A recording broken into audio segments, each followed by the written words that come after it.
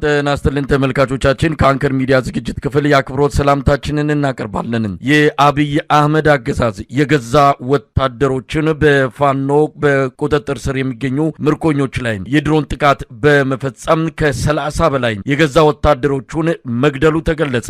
በተለያዩ የአማራ ክልል አካባቢዎች የአብይ አህመድ የድሮን ጥቃቱን አጠናክሮ ቀጥሏል። ሰላማዊ ሰዎችንም በመግደል ላይ ይገኛል። ከፋኖ ታጣቂዎች እስካሁን ጉዳት የደረሰባቸው እንጂ የተሰው እንደሌሉ ነው የሚነገረው። በሌላ በኩል የአማራ ፋኖ ኃይሎች በተለያዩ ቀጠናዎች የሚያደርጉትን መጠነ ሰፊ የማጥቃት እንቅስቃሴ አጠናክሮ ቀጥሏል። ዱርቤቴ አቸፈር በጎጃም መጠነ ሰፊ ጥቃት በመፈጸም ከተማዋን መቆጣጠራቸውንም መረጃዎች ያመለክታሉ። በሌላ ዜና እንደዚሁ የአብይ አህመድ ወታደሮች የደሞዝ ጥያቄ ማቅረብ ጀምሯል። ደሞዝ ያልተከፈላቸው ወታደሮች ቁጥር ከፍተኛ መሆኑን ተከትሎ ነው ወታደሩ ቤት ጥያቄው እየጨመረ የመጣው። በወቅታዊ የአማራ ክልል ጉዳዮች ላይ በማተኮር መረጃ ላይ ያካፍለን የዘውትር ተሳታፊያችን መስመር ላይ ይገኛል። እስቲም ከድሮን ጥቃቱ እንጀምራለን። የገዛ ወታደሮቹን በተጠለሉበት ነው በድሮን የፈጃቸው። ከ30 በላይ እንደሞቱ ነው መረጃዎች የሚያመለክቱት። ከሁለት ቀናት በፊት በአማራ ክልል ሰሜን ጎጃም ዞን ደና ማርያም ቋሪት አምባ በተባለ ቦታ ላይ በአገዛዙ ጦርና በአማራ ፋኖ ብሔራዊ ኃይል ቴዎድሮስ አንደኛ ክፍለ ጦር መካከል ከፍተኛ ውጊያ ተደርጎ ነበር። ይሄ ደና ማርያም የሚባል ቦታ ከባህር ዳር ከተማ በቅርብ ርቀት የሚገኝ ቦታ ሲሆን የፋኖ ጠንካራ ይዞታ እንደሆነ ይታወቃል። ለበርካታ ጊዜ የፋኖ ኃይሎችን ይዞታ ለማስለቀቅ ጠንካራ የሆነ የመከላከያ ሰራዊት፣ የአድማ ብተና፣ የሚኒሻ ኃይሎች፣ የፖሊስ አባላት የአንዳንድ ቦታም ደግሞ የወረዳ ካቢኔዎችን አስታጥቆ በገብ ወደዛ ቦታ ልኮ ነበር። ነገር ግን በጭራሽ ይህን ቦታ የፋኖ ኃይሎች ሊነጠቁ አልቻሉም። እየመቱ እየበተኑ እየመለሱት ይገኛሉ። በዚህ በተደረገው ውጊያ ደና ማርያም ቋሪት አምባ በተባለ ቦታ ላይ በርካታ የመከላከያና የአድማ ብተና ኃይሎች እንደተማረኩ ይታወቃል። በትናንትናው ዕለት እንደዘገብነው ይታወቃል። እነዚህ በአንድ ቦታ ላይ ቤት ውስጥ ተቀምጠው የነበሩ የመከላከያ ሰራዊት አባላት ከ38 በላይ የሚሆኑ የመከላከያ ሰራዊት አባላት የፋኖ ኃይሎች ናቸው በሚል ይሁን አይታወቅም፣ ወይም እጅ ለምን ሰጣችሁ በሚል እንደሆነ የሚታወቅ ነገር የለም። ነገር ግን በጠራራ ፀሐይ እንግዲህ እነዚህን የራሱን የመከላከያ ሰራዊት አባላትን 38 የሚደርሱ የመከላከያ ሰራዊት አባላትን መቷቸዋል በድሮን። በጣም የሚያሳዝን ነገር ነው። ጨረሳቸው ማለት ይቻላል። በጣም የሚያሳዝን ድርጊት ነው። ከስፍራው ተደውሎ እንደተነገረኝ እና በአካባቢው የዓይን እማኞችን እንዳስታወቁት ከሆነ እጅግ በጣም የሚያሳዝን ሞት ነው የሞቱትኝ። ምግብ አቅርበንላቸው እየበሉ እያለ በስፍራው በዚህ ቦታ ላይ በአንድ ቤት ተቀምጠው ምግብ ቀርቦላቸው የአካባቢው ማህበረሰብ ምግብ አቅርቦ ከተመለሰ በኋላ እየተመገቡ እያለ ነው ድሮኑ የጣለው። የተረፈ ሰው የለም ነው የሚባለው። ነገር ግን የፋኖ ኃይሎች እንግዲህ ከልምዳቸው አንጻር እንግዲህ ተበታትነው እየተንቀሳቀሱ ያሉት የድሮን እንቅስቃሴ በአግባቡ በትኩረት እየተከታተሉ እስካሁን ድረስ የደረሰባቸው ጉዳት የለም። ይህን ደግሞ ለማረጋገጥ ዛሬ ከሌሊቱ 12 ሰዓት ጀምሮ በዚህ ደና ማርያም ተብሎ ከሚጠቀሰው አቅራቢያ በደቡብ አሸፈር ከተማ ዋና ከተማ ወይንም ከባህር ዳር ወደ ፍኖተ ሰላም አዲስ አበባ ወደሚወስደው መንገድ የምትገኘው የዱርቤቴ ከተማ ላይ የፋኖ ኃይሎች ከበባ በመፈጸም በከተማዋ ላይ 2 ምሽጎችን ሰብረው ከተማዋን መቆጣጠር መቻላቸውንና የደቡብ አሸፈር ወረዳ ከተማ በአሁኑ ሰዓት የፋኖ ኃይሎች እንደተቆጣጠሯትና በተደረገው ውጊያ ከ18 በላይ የአገዛዙ ጦር መገደላቸውን ከነዚህ ውስጥም 10 የመከላከያ ሰራዊት አባላት እንደነበሩ ከ20 በላይ ክላሽ እንደተማረከ 5 ኤስኬስ መሳሪያ መማረኩና በርካታ ተተኳሽ ጨምሮ 2 በርካታ ተተኳሽ የክላሽና ኤስኬስ መሳሪያ ተተኳሾችን መማረክ መቻላቸውን እንዲሁም 2 ወታደራዊ ተሽከርካሪዎች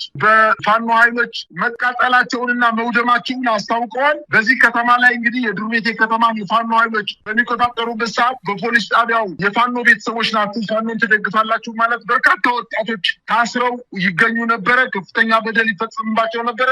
የፋኖ ኃይሎች እስር ቤት ሰብሮ እስረኞችን ማስለቀቅ መቻላቸውንና አሁን በዱርቤቴ ከተማ የፋኖ ኃይሎች በዙሪያው ውጊያ እያደረጉ እንደሆነ ነው መረጃዎች የሚያመላክቱት። መሳይ በሌላ ዜና ይልማና ዴንሳ ወረዳ ዋና ከተማ በሆነችው አዴት ከተማ ላይ የፋኖ ኃይሎች በፈጸሙት ማጥቃት የወረዳው ሚኒሻ ጽሕፈት ቤት ኃላፊ አቶ መዝገቡ ሆነልኝ ጨምሮ በርካታ የሚኒሻ የአድማ ብተናና የመከላከያ ኃይሎች ሲቆስሉ ከ5 በላይ የአገዛዙን ጦር መከላከል መቻላቸውን አስታውቀዋል። አንድ ወታደራዊ ተሽከርካሪ እንዲሁ መቃጠል መቻሉን አያይዘው ገልጸዋል። በአጠቃላይ በጎጃም አካባቢ አሁንም በደብረ ማርቆስ በቅርብ ርቀት የምትገኘው የጁቤ መገንጠያ ተብላ ከምትጠቀሰው ከዋናው ጦር አስፋልት መንገድ ላይ የፋኖ ኃይሎች ከጁቤና ከአቅራቢያ ማርቆስ ከተማ 7 ኪሎ ሜትር ርቀት ላይ የምትገኘው የጁቤ መገንጠያ ላይ ከፍተኛ ውጊያ እየተደረገ እንደሆነና ይሄንን ውጊያ ተከትሎ የፋኖ ኃይሎች ወደ ማርቆስ ከተማ እየተጠጉ እንደሆነ ነው መረጃዎች የሚያሳዩት። ከባድ ውጊያ ነው እየተደረገ ያለው።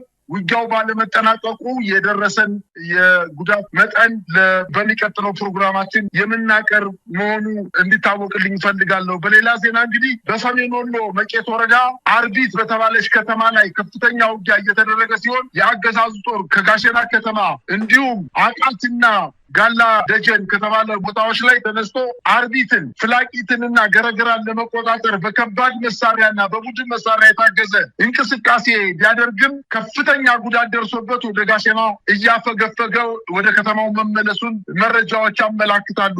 ከጋሸና ወልዲያ ያለውን መንገድ የተነጠቀው የአገዛዙ ኃይል ከጋሸና እስከ ጨጮሆም እንዲሁ በዛሬው ዕለት ሙከራ አድርጎ መንገዱን ለማስከፈት ጥረት ቢያደርግም እነዚህ ዋና ወደ ደብረ ታቦር እና ወደ ወልዲያ የሚያገናኙ ዋና አስፋልት መንገዶች አብዛኛው ከተሞችና በመስመር ላይ የሚገኙ ከተሞች በፋኖ ቁጥጥር ስር ውስጥ እንደሚገኙና በርካታ ኃይሉን ከጋሸና አውጥቶ አሁን የጠቀስኩልን የፀሐይ መውጫን መቄትን ከተማን ለመቆጣጠር ጥረት ቢያደርግም እንዳልቻለና ተመልሶ ወደ ጋሸና ከተማ ተመቶ እንደተመለሰና በዚህ በተደረገው ውጊያም በርካታ ኃይሉን መነጠቁንና የጦር መሳሪያም አስረክቦ ወደ ጋሸና ከተማ መመለሱን መረጃዎች አመላክታሉ። በሌላ ዜና በዘመቻ አደማሊ የተነጠቃቸውን አሁንም መልሶ ለማስመለስ ከፍተኛ ጥረት እያደረገ ቢሆንም ይህ ነው የሚባል ድል ማስመዝገብ ባለመቻሉ አሁንም እየከሰረ እየተመለሰ እንደሆነ በዲላንታ ወረዳ ወገልጤና ትናንትና የጀመረው ውጊያ በተለይ ፀሐይ መውጫ ከተማን ለመቆጣጠር ያደረገው ጥረት በሽንፈት እንደተመለሰና ከሁለት አቅጣጫ ፋኖን ለመክበብና ፀሐይ መውጫን ለመቆጣጠር ያደረገው ሙከራ በሽንፈት እንዲመለስ እንዳደረገውና የፋኖ ኃይሎች አሁንም ተጠናክረው ከባድ የመልሶ ማጥቃት እያደረጉበት እንደሆነ እና ሰራዊቱ ተበትኖ ከፍተኛ ኪሳራ እንደደረሰበት ነው መረጃዎች የሚያመላክቱት። በበርካታ አካባቢዎች የሚኒሻ አባላትና የአድማ ብተና አባላት ከፊት እየቀደሙ ከፍተኛ ኪሳራ እየደረሰባቸው እንደሆነና በተለይ ደግሞ በወሎና በትናንትናው ዕለት በዛሬው ዕለት በተደረጉ ውጊያዎች በርካታ የአድማ ብተና እና የሚኒሻ አባላት ከፊት እየቀደሙ መከላከያ ከኋላ እየገፋ ከፍተኛ ኪሳራ እየደረሰባቸው እንደሆነና የፋኖ ኃይሎች ከተሞችን ለመንጠቅ የመጣውን ኃይል መጥተው በመልሶ ማጥቃት ቦታዎችን መልሶ ሲቆጣጠሩ የመከላከያ ሰራዊቱን ዋጋ ከፍሎ አስክሬኖቻቸውን በኦራልና በወታደራዊ ተሽከርካሪዎች ሲወስድ፣ ነገር ግን የአድማ ብተና የሚኒሻና የፖሊስ ኃይሎች ግን በጎዳና ላይ ወድቀው እንደሚታዩና በሀዘን ስሜት የፋኖ ኃይሎች ገልጸውልኛል። ይህን እያየ እንግዲህ የአማራ ክልል ሚኒሻ አድማ ብተና የመከላከያ ኃይሉ እርስ በርሱ እንዲተላለቅ የሚል ስትራቴጂ ነድፎ ከፊት እያስቀደመ ሚኒሾችና አድማ ብተና እንዲያልቁ እያደረገ እንደሆነ ነው መረጃዎችን የሚያመላክቱት። ዛሬ በሌላ አቅጣጫ እንዲሁ በጎንደር ቀጠና ውጊያው ተጠናክሮ የቀጠለ ሲሆን በምዕራብ ጎንደር ዞን ከመተማ በቅርብ ርቀት በምትገኘው ሽንፋ ከተማ ላይ የአማራ ፋኖ ብሔራዊ ኃይል ሰሜን አማራ ቀጠና በላይ ዘለቀ መይሳው ካሳኮር ሁለት አሃዶች ተቀናጅተው በሽንፋ ከተማ መሽጎ በነበረው የአገዛዙ ጦር ላይ ከበባ በማድረግ ሁለት ቁልፍ ወታደራዊ ካምፖችን በመደምሰስና በመቆጣጠር ቀሪ አንድ ወታደራዊ ካምፕ ላይ እያጠቁ እንደሚገኙና ከሌሊቱ 12 ሰዓት የጀመረው የማጥቃት እንቅስቃሴ አሁንም ተጠናክሮ እንደቀጠለና ከመተማ ከሸጊ ከተማ ወደ ሽንፋ ከተማ መከላከያ ኃይል ተጨማሪ እገዛ ለማድረግ የመጣውን ኃይልን በሌላ የፋኖ ኃይል ቆረጣ ተፈጽሞበት ከፍተኛ የሆነ ኪሳራ እንደደረሰበት መረጃዎች እያመላከቱ ነው። ሽንፋ ከተማ ላይ በአሁኑ ሰዓት አንተና እኔ እየተነጋገርን ባለንበት ሰዓት የሽንፋ ከተማ ዙሪያ ገባውን የፋኖ ኃይሎች ተቆጣጥረው ምሽጎችን ተቆጣጥረው ከባባድ የቦዎች የነፍስ ወከፍ ክላሽ መሳሪያዎችን መማረካቸውንና በርካታ ቁስለኛ በምሽጉ በፋኖ እጅ እንደገባ መረጃዎች ያመላክታሉ። በዚህ አጋጣሚ የመከላከያ ኃይሉ በሄደበት አካባቢ ከፍተኛ ጥቃት እየደረሰበት እንደሆነና ይህን የተገነዘበው የአገዛዙ ሰራዊት አባላትን ወደ ፋኖ ጠንካራ ይዞታዎች መላክ አሁን እየቀነሰ እንደመጣና ቁፈት እየተጠናቀቀ እንደሆነ ነው መረጃዎች። በሌላ ዜና የአማራ ቀጠና ኃይለማርያም ማሞ ክፍለ ጦር ከአዲስ አበባ 65 ኪሎ ሜትር ርቀት ላይ በምትገኘው በቅንባቢት ወረዳ ሸኖ ከተማ ላይ ገብቶ ጥቃት መፈጸሙን አስታውቋል። በከተማ ወይራ ሰፈር በተባለ ቦታ ላይ በርካታ የአድማ ብተናና የሚኒሻ አባላት ጉዳት እንደደረሰባቸው ተመልክተናል። ኃይሎች ወደ ከተማው ሲገቡ በርካታ የሚኒሻ አባላትና የአድማ ብተና አባላትን ሙትና ቁስለኛ ማድረጋቸውን ተያይዞ የደረሰን ዜና ያመላክታል። በሌላ ዜና ከሰሞኑ የመከላከያ ኃይሉ በእግረኛ በከባድ መሳሪያ በቡድን መሳሪያ በየሰዓቱ የድሮውን አሰሳ በማድረግ በድሮውን አሰሳ ካደረገ በኋላም እንዲሁ ማጥቃት እየፈጸመ በበርካታ አካባቢዎች ላይ ሲቪሊያንን እየገደለ እንደሚገኝ መረጃዎች ያመላክታሉ። በተለይ ሳሊያ ከተማ ላይ ወይንም በምዕራብ ጎንደር የቴዎድሮስ ከተማ ወይም በድሮ ስሟ ሳሊያ የምትባለው ከተማ ላይ በገበያ ላይ በተፈጸመ ጥቃት ከ8 በላይ የከተማዋ ነዋሪዎች እንደተገደሉና በዘፈቀደ የሚጥለው ድሮን አሁንም በሲቪሎች ላይ ከፍተኛ ጉዳት እያደረሰ እንደሚገኝ መረጃዎች ያመላክታሉ። እንዲሁም በትናንትናውና በዛሬው ዕለት በሰሜን ወሎ ራያ ቆቦ አካባቢ ድንጋይ ቀበሌ በተባለ ቦታ ላይ በተፈጸመ የድሮን ጥቃት የሚኒሻ አባላት ቤተሰቦች ሳይቀሩ እንደተገደሉ፣ ሚኒሻዎች የፋኖ ኃይሎችን ለማጥቃት እንቅስቃሴ እያደረጉ ራሳቸውን መስዋዕት እያደረጉ የውሻ ሞት እየሞቱ ባለበት ሰዓት የመንግስት ኃይል ደግሞ በድሮን የሚኒሻ ቤተሰቦችን ሳይቀር አሁን በጠቀስኩልህ ድንጋይ ቀበሌ በተባለ ቦታ ላይ የ3 እና የ4 ሚኒሻ ቤተሰቦች ሙሉ በሙሉ ማለቃቸውን መረጃዎች ያመላክታሉ። አጠቃላይ በአማራ ክልል የመከላከያ ሰራዊቱ በሽንፈት በበርካታ ቦታዎች ላይ በሽንፈት የተጠናቀቀ የ2 ቀንና የ3 ቀን ውጊያዎች ያመላክታሉ። ይህን ተከትሎ መከላከያው በአግባቡ የምግብ፣ የአልባሳት፣ የተተኳሽ ግብአት ስለማይቀርብለት የበቆሎ አገዳ እየበላን ካሁን በፊትም እንደተነገረው በወሎ አካባቢ የተማረኩ የመከላከያ ሰራዊት አባላት የበቆሎ አገዳ እየበላን እየተዋጋን ነው። መከላከያ አመራሮች ግን በካምፓቸው ተቀምጠው በከተማ ተቀምጠው በትልልቅ ሆቴሎች ተቀምጠው ጥሬ ስጋ እየበሉ ውስኪ እየጠጡ እኛን እያስገደሉ ነው በማለት የተናገረው ንግግር አሁንም ተግባራዊ ሆኖ በሰራዊቱ ላይ ከፍተኛ ተጽዕኖ ተፈጥሮ በሰራዊቱ ላይ መጠራጠር እየተፈጠረ እርስ በርሳቸው እየተበተኑ እንደሆነና ደሞዝም እንደማይከፈላቸው አልባሳትን አልቆባቸው በላያቸው ላይ ቅማል እየቀመለ ጫማቸው እንዲሁ ተቀዳዶ ልብሳቸው ተቀዳዶ ንጽህና መጠበቂያ ነገሮች የማይቀርቡላቸው በመሆኑና በምሽግ ለ5 ዓመታት ያለ ቤተሰብ መጠየቅ ያለ እረፍት በ5 ዓመታት በውጊያ መቆየታቸው አሁን እየሰለቻቸውና እየደከማቸው ከማዘጃ ጣቢያ እየወጡ በአንዳንድ ቦታ ላይ ዘረፋ እየፈጸሙ ከዘረፋውን ገንዘብ ከሰበሰቡ በኋላ ወደ ቤተሰቦቻቸው እያመለጡ እንደሆነ በሚደረገው ውጊያም በአውደ ውጊያም ያለ ጦርነት ሩጠው ሂደው የፋኖ ኃይሎች ላይ እጃቸውን እየሰጡ እንደሚገኙ አሁን ደግሞ በአገዛዙ የፖለቲካ አመራሮች ላይ የደሞዝ ጥያቄ በማቅረብ በአንዳንድ ቦታዎች ላይ አመጾች እንደተነሱና እርስ በርሳቸው ውጊያ ውስጥ እየገቡ እንደሆነና መከላከያ ሰራዊቱ የመዋጋት ሞራሉ እየቀነሰ መምጣቱና ትዕዛዝ አንቀበልም ብሎ እየፈረሰ እንደሚገኝ መረጃዎች ያመላክታሉ። በአንጻሩ ደግሞ የፖለቲካ አመራሮች የፋኖ ኃይሎች ጨርሰናል፣ አዳክመናቸዋል፣ መተናቸዋል እየተናገረ ቢገኝም ነገር ግን በአገው ምድር አካባቢ ከ15 ቀን በፊት ወታደራዊ ስልጠና ለመስጠት ማስታወቂያ አውጥቶ የነበረው የጎጃም አገው ምድር ክፍለ ጦር የሚፈልገውን ያክል የሚሰለጥን ሰራዊት በ15 ቀን ጊዜ ውስጥ ለገባልኝ ከእንግዲህ በኋላ ወደ ማሰልጠኛ እንዳትመጡ ብኛ ስልጠናችሁ ብቻ ትመጣላችሁ በማለት የምንፈልገውን ቁጥር በ15 ቀን አግኝተናል በማለት ለአካባቢው ማህበረሰብ ማስታወቂያ ማሰራጨቱን መረጃዎች ያመላክታሉ። የፋኖ ኃይሎች በጎን እየተዋጉ ራሳቸውን እያደራጁ እንዲሁም ስልጠና እየሰጡ ራሳቸውን ከአገዛዙ ጦር መከላከል ብቻ ሳይሆን ማጥቃት እንቅስቃሴ እያደረጉ ከፍተኛ ድሎችን እያገኙ ሲሆን በመከላከያ በኩል ደግሞ ሰራዊቱ የደሞዝ ጥያቄ በማንሳት የአልባሳት ጥያቄ በማንሳት የተለያዩ ጥቅሞችን ቤተሰብ ጥያቄን በማንሳት የጥቅም ጥያቄዎችን በማንሳት በመከላከያ አመራሮች ላይ አመጽ እያነሳ እንደሆነና አልዋጋም እያለ እንደሆነ በተለይ እጅ የሰጡ የመከላከያ ሰራዊት አባላት በሚዲያ ወጡ የተናገሩት ነገር በሌሎቻችን ላይ ነግበኔ ስለሆነ በማለት እርስ በርሳቸው ግጭት ውስጥ መግባታቸውን በበርካታ የአማራ ክልል አካባቢዎች መረጃዎች እየመጡ እንደሆነ ያመላክታል። መሰለኝ በጣም ሰፋ ባለ መልኩ ነው ሪፖርቱን ያቀረብክልን። በተለይ ይሄ ከወታደሩ ጋር የተያዘውን ነገር ምናልባት የሌላው ይሄንን ፕሮግራም የሚሰማ በተለያየ አጋጣሚ የአብይ አህመድ አገዛዝ ለገዛ ወታደሮቹ ያለውን አቋም በተመለከተ ምን አይነት ጨካኝ እንደሆነ የሚረዳበት ይመስለኛል። አንደኛ የገዛ ወታደሮቹ ላይ የድሮን ጭፍጨፋ መፈጸሙ እንግዲህ መረጃ ወስዶ ነው የት እንዳሉ አውቆ በአንድ ላይ በተሰበሰቡበት። በነገራችን ላይ ይሄ ለመጀመሪያ ጊዜ አይደለም። ከዚህ በፊትም እንደዚሁ በድሮን ጥቃት የተገደሉ የመከላከያ ሰራዊት እንዳሉ የሚታወቅ ነው። ይህንን ሆን ብሎ የሚያደርግ ነው። እኔ ምርኮኛ የለኝም የመከላከያ ሰራዊት ሆኖ የሚማረክ የለም የሚለው የአብይ አህመድ ጀነራሎች ምላሽ አንድም የተማረኩ ካሉ ለመግደል እንደሆነ ሊታወቅ ይገባል። ይሄ ለቀሪ ወታደሮች በአሁኑ ሰዓት ለአብይ አህመድ ተሰልፈው ለሚዋጉ የኢትዮጵያ ልጆች ትልቅ መልእክት ነው የሚልካቸው። ስምሪት የሚሰጣቸው አገዛዝ ቢማረኩ እንኳን ለራስ ወታደር የማይቆጥራቸው እንደውም አጋጣሚውን በመጠቀም በድሮን እንደሚጨፈጭፋቸው ከምን ጊዜውም በላይ ማሳያ ነውና አሁን አብረው የተሰለፉ ወታደሮች ከዚህ ትምህርት ሊወስዱ ይገባል። በሌላ በኩል የደሞዝ ጥያቄ ነው። ደሞዝ አብዛኞቹ የመከላከያ ሰራዊት አባላት እውነት ለመናገር ቤተሰብ አላቸው፣ ወላጅ አላቸው፣ ልጆች አላቸው። ደሞዝ እየተከለከሉ ነው ያሉት። ደሞዝ እየደረሳቸው አይደለም ያለው።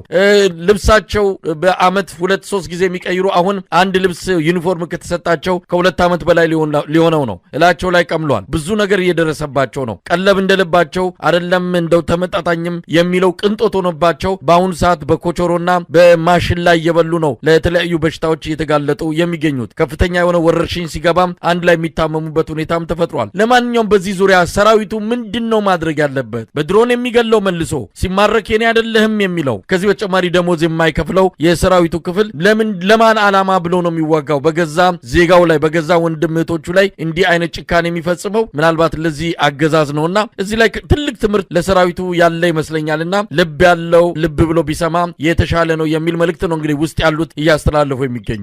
መሳይ የሚገርመው እኮ እሱ ነው።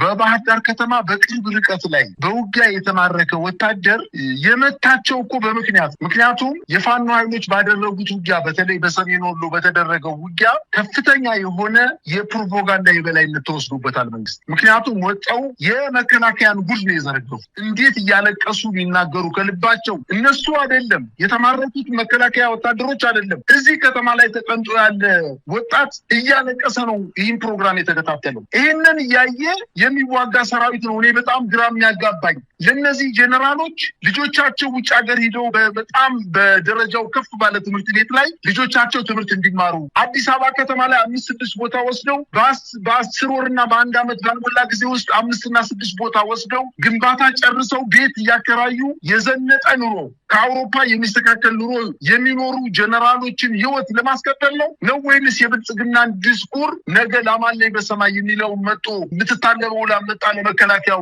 እኔ ምሞት ነገ ማታ ገብስ የሚደርስ በፍልሰታ ይባላል። የመከላከያ ሰራዊቱ ከላዩ ላይ ጨርቁ አልቆበት ጨርቅ በጣም ተራ የመከላከያ ልብስ እንኳን መቀየር የማይችል ጫማቸው በላያቸው ላይ አልቆ ከውስጣቸው ካልሲያቸው ቀምሎ ባለበት ሁኔታ እንዴት ይዋጋል? አሁን በዚህ ሰዓት በጣም ግራ የሚያጋባ እኮ ነው። በእርግጥ መከላከያ ሰራዊቱ ተጠርንፏል። ባገኘው አጋጣሚ ሁሉ ከጠርነፋ ውጭ ሲወጣ እጅ መስጠት ነው የሚፈልገው።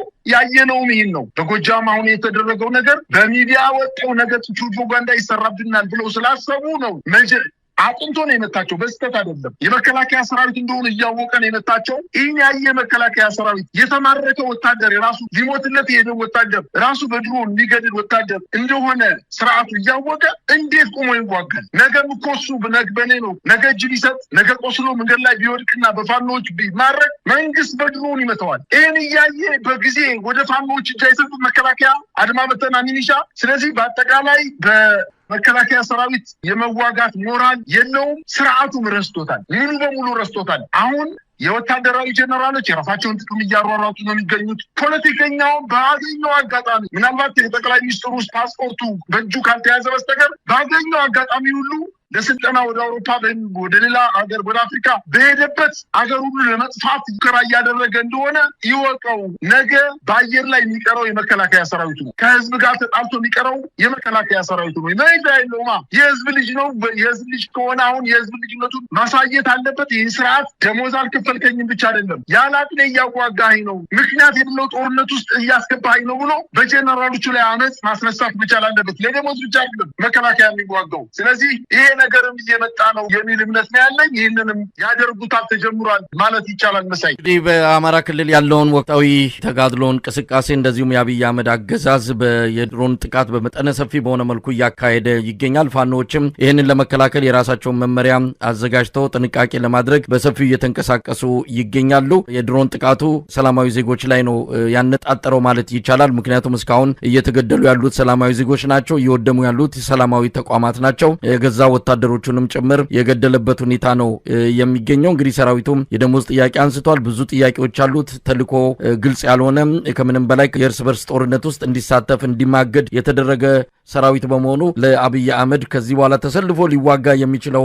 የኢትዮጵያ ልጅ ቁጥሩ ያነሰ እንደመጣ ቅስቀሳው በሰፊው ውስጥ ለውስጥ እየተካሄደ እንዳለ ሰምተናል። ይህንን በሰፊው ወደፊት የምንመለስበት ይሆናል። በጣም አመሰግናለሁ። እኔም አመሰግናለሁ መሳይ። የተለያዩ የአማራ ክልል ቀጠናዎች የህልውና ተጋድሎ ተጠናክሮ እንደቀጠለ ነው። በተለይም አብይ አህመድ ለሰኔ 30 ቀጠሮ በመያዝ የፋኖ ኃይሎችን አዳክማለሁ ከተቻለም አጠፋለሁ ብሎ የጀመረው ጥቃት በሁሉም አካባቢዎች በመቀልበስ ላይ እንዳሉ ነው ያገኘናቸው መረጃዎች የሚያመለክቱት። ይህ በእንዲህ እንዳለም በአማራ ክልል በተለያዩ አካባቢዎች አፈሳ እየተካሄደ ነው። የመንግስት መስሪያ ቤት የጥበቃ ሰራተኞች ሳይቀሩ መሳሪያቸውን እንደያዙ ወደ ስልጠና እንዲገቡ እየተደረጉ ይገኛሉ። በእነዚህ ጉዳዮች ላይ በማተኮር ከአማራ ፋኖ ብሔራዊ ንቅናቄ ወታደራዊ ቃል አቀባይ ከሻለቃ አበበ ሙላቱ ጋር ቆይታ እናደርጋለን። ሻለቃ አበበ ሙላቱ በጣም አመሰግናለሁ። እንግዲህ ቀደም ሲል ያነሷቸው ጉዳዮች አሉ። የምናስቀድመው ግን ሰኔ 30 በሚል አብይ አህመድ የከፈተው ዘመቻ አለ።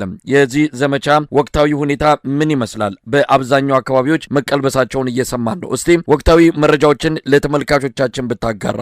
እሺ አመሰግናለሁ። እንግዲህ ባለፉት ቀናቶች በርካታ ተጋድሎ እየተደረገ ያለበት ሁኔታ ነው ያለ። ባለፉት 2 ቀናት እንኳን በአማራ ህዝብ ላይ እየተፈጸመ ያለውን ሁለንተናዊ ጥቃት ለመቀልበስ የአማራ ፋኖ ብሔራዊ ንቅናቄ መላው እዞቻችን በወሰዱት የተቀናጀ መከላከልና ጥቃት በወራሪው ጥምር ጦር ሰራዊት ላይ ከፍተኛ ስትራቴጂካዊና ቁሳዊ ኪሳራ ደርሷል። ዋና ዋና የድል አውዶችን በተመለከተ በወሎ ግንባር የወሎ ቤት አማራ ምኒልክ እዝ ስኬቶችን ማየት እንችላለን። በዳውንት ወረዳ ከፍተኛ ድል ማስመዝገብ ተችሏል። 106ኛ ኮር 31ኛ ሰንጥቅ ክፍለ ጦር ከረፋዱ 12 ሰዓት እስከ አመሻሽ 11 ሰዓት ተኩል ድረስ በፈጀ ከባድ ውጊያ የስርዓቱን ወታደሮች ሙትና ቁስለኛ በማድረግ ታላቅ ጀብዱ ፈጽመዋል። በመርሳ ዙሪያ በተደረገው አውደ ውጊያም የተመዘገበ አንጸባራቂ ድል አለ። በዚህም 104ኛ ኮር 24ኛ ክፍለ ጦር እና የ101ኛ ኮር 35ኛ ክፍለ ጦር በጋራ ባደረጉት ኦፕሬሽን የስርዓቱን የደቡብ እዝ 205ኛ ኮርን ሙሉ በሙሉ በመምታት ወደ መጣበት መርሳ ከተማ መመለስ ተችሏል። በጠላት ላይ የደረሰውን